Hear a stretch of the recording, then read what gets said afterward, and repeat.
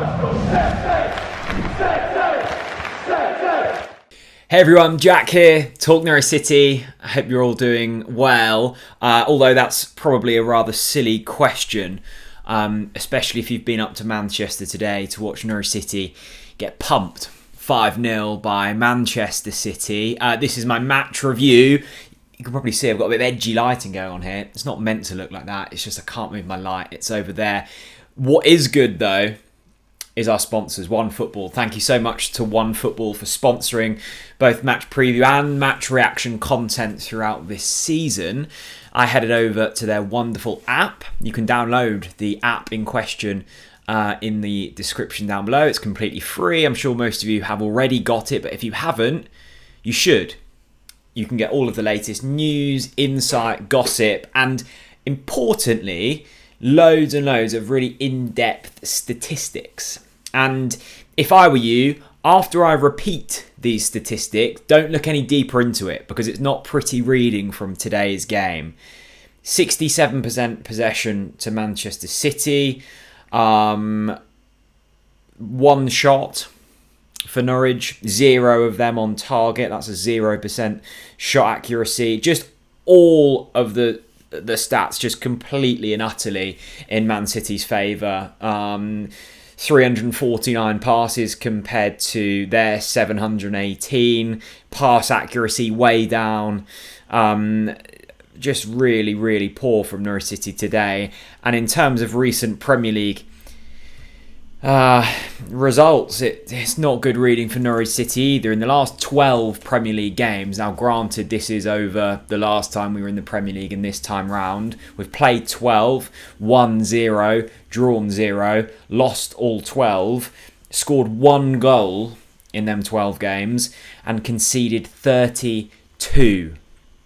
1 goal and 32 conceded in the last 12 Premier League fixtures for Norwich City. You have to cast your mind back all the way to Emi Buendia's goal against Watford when we lost that for the last time we scored. Also, not great news for Norwich City's under-18 squad today, who lost 10-0. Yes, 10-0 to Aston Villa's under-18. So a miserable day all around for Norwich City. Now, let's take a step out and let's kind of put some context in here.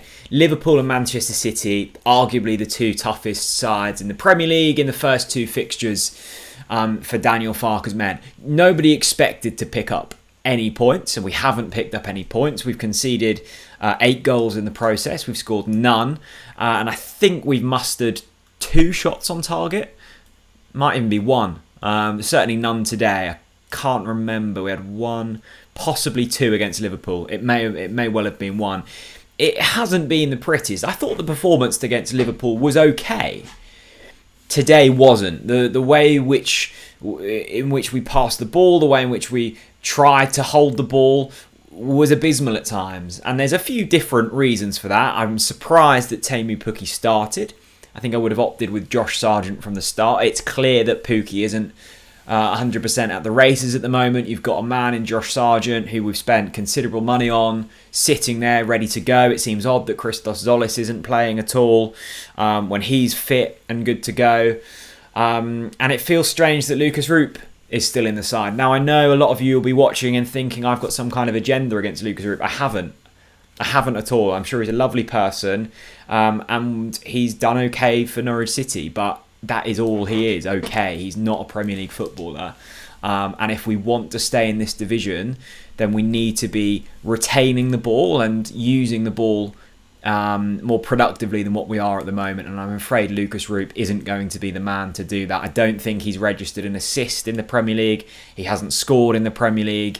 And his defensive work simply wasn't good enough today. The worrying thing about the goals from Manchester City were 4 of them were very similar goals. And Daniel Farke said post-match that they'd been working on them kind of routines about how to stop Manchester City scoring in that particular manner. And yet still, it happened 4 times. They had a goal ruled out through VAR. And it just was one-way traffic. Now, you've also got the argument that over the last, I think, decade, Manchester City have spent £1.3 billion. Their current team is worth over £900 million. It's a complete gulf in resource, but it's the manner in which we went down today which felt poor. You don't mind losing to Manchester City. You don't mind losing to Liverpool. You don't mind losing to a Leicester coming up next week.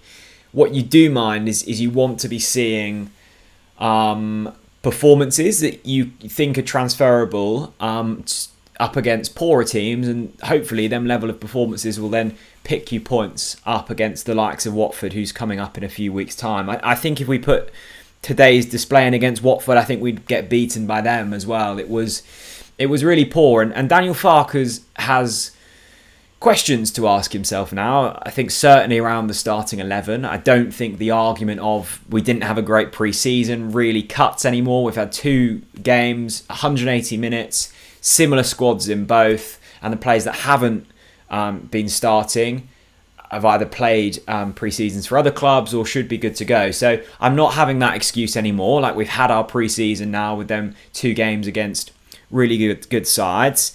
And we go up against Leicester next, at home.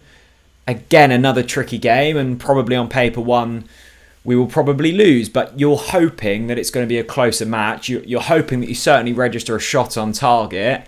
And you're hoping we score a couple of goals, because not only did we look defensively poor today, whenever we got the ball going forwards, we never looked like really creating much. And yes, you can moan at Timu Pukki, and I don't think he was the man to lead the line for us today, but there was nothing in terms of service for him. And you've got a lot of talent on that bench now and in the squad. You know, you've got a lot of money invested in stock that isn't playing, and the players that were on the pitch today simply didn't cut it. So a disappointing day for Norwich City. As I say, nobody expected us to come away with points, but for the 1,500 plus travelling fans, I think they would have been bitterly disappointed with what they saw today. Of course, a midweek game coming up against Bournemouth in the Carabao Cup, that's an option to mix things up a little bit. I think we have to look at the shape that we're playing with. I think our wing-backs looked incredibly exposed today. It was interesting to see Dimitri Yanoulis get hooked at half-time after his arguable man-of-the-match performance against Liverpool, to get pulled off after 45 minutes after being run ragged by Jesus was a worry for Dimitri, and I guess that's the reason why we're bringing Brandon Williams in. The reason we didn't give Dimitri Yanoulis man of the match against Liverpool last week, and we got a lot of stick for that actually, was we were sat right behind him and he just looked exhausted after 60 minutes. I think there might be something, a slight niggle of an injury, or just he has simply not had the pre-season he required, because he looked really exhausted 60 minutes on against Liverpool, and he looked poor today. Ballymumba came on. I mean, talk about throwing him into the deep end against Manchester City, and arguably 2 of the goals were his fault as well. So a really challenging day. It'll be interesting to see whether we go with 3 centre-backs and push our wing-backs on us in that manner. I think the midfield still poses issues. And then going forwards, there's questions there as well. So work to do for Norwich City, as expected. But it's the manner in which we went down today. And it feels frustrating because you see on Twitter, don't you, when you see the pundits saying, oh, Norwich are too nice. You know, I think it was Gabby Agbonlahor on TalkSport said that any team at the start of the season, what fixture do you want? You want Norwich City, and it's difficult to argue with that because we have simply been rolling over and letting sort of Manchester City tickle our bellies on the way down as well. Not good enough. Interested to see what we do against Bournemouth, and then a big few weeks coming up in the Premier League. Leicester, Arsenal, and then the big one for Norwich is Watford in a few weeks' time. So difficulties for Norwich City. Let me know your thoughts. Were you there? What did you make of it? If you watched it on the telly, I'd love to hear your thoughts. And always, a big thank you to OneFootball as well, who is sponsoring this video. You can download their app in the description below. Bit of a rambly one this, but lots to get off my chest. Manchester City 5, Norwich City 0. The final result from the Etihad today. Stay safe, everyone. Bye-bye.